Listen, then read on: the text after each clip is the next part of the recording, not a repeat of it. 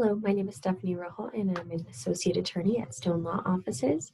I focus on estate planning and estate administration matters. And today I want to talk to you just for a few minutes about who should consider estate planning. But before we get to that, you have to keep in mind that there are different types of documents in an estate plan and different levels of estate planning. So there is something as simple as a power of attorney package where you are identifying someone to step in your shoes and make decisions for your healthcare or finances. There is a will opportunity where you can say what happens to your assets when you pass away. Keep in mind that does or will likely involve a probate. And there is also a trust opportunity where you are putting your assets into a trust and naming who's going to be in charge of managing those assets.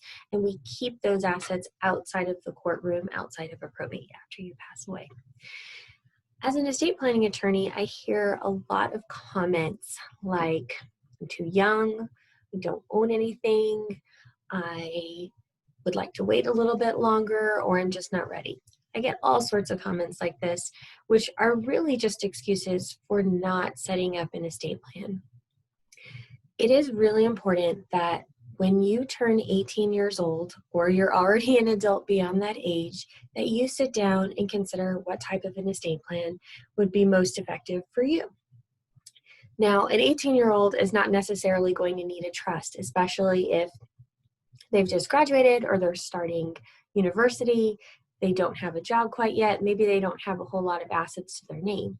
But that 18-year-old should realistically have a healthcare power of attorney and a financial power of attorney in place to identify who would be able to make decisions for that young person if they cannot make those decisions themselves. Say they got into some type of tragic accident, their parents are not necessarily going to immediately be able to jump into that role and make those decisions unless there is a power of attorney in place.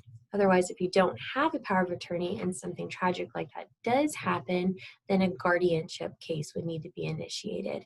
And most people will say that you'd like to avoid guardianship, you'd like to avoid probate, as much as possible. So the best way to do that, especially if you are on the younger side or if you are just getting started in life, is to at least have those two minimum documents in place.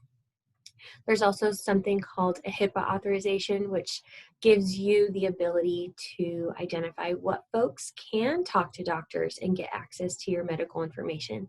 Because otherwise, if you don't have that in place, doctors are going to be restricted, hospitals are going to be restricted, even the nurses are going to be restricted from sharing information about the status of your health and about your healthcare treatments, etc. So having those preliminary documents in place can be very effective and helpful, especially for younger folks.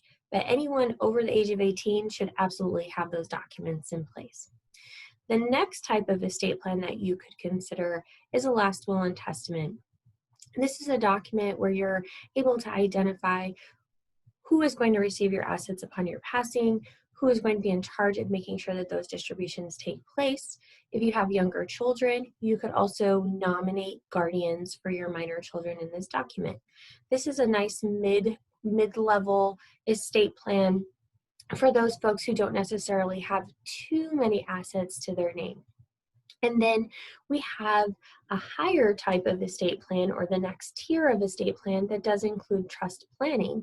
While a will is nice, there is a very strong likelihood that when you pass away and you only have a will, that a probate will be needed to take care of distributing your assets. A probate is a court process that can be lengthy and costly, and it is absolutely a public process. So a lot of times people want to try to avoid that.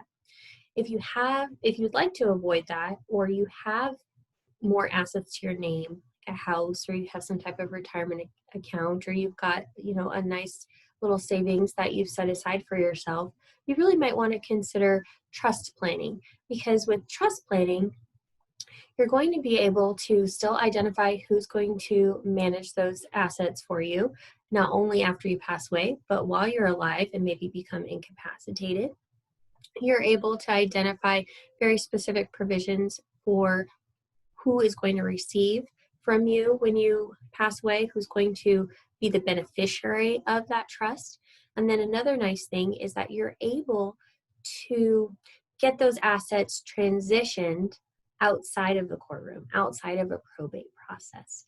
So after you pass away, your trustee would be able to go to an attorney or even possibly do it on their own to administer your trust outside of the courtroom.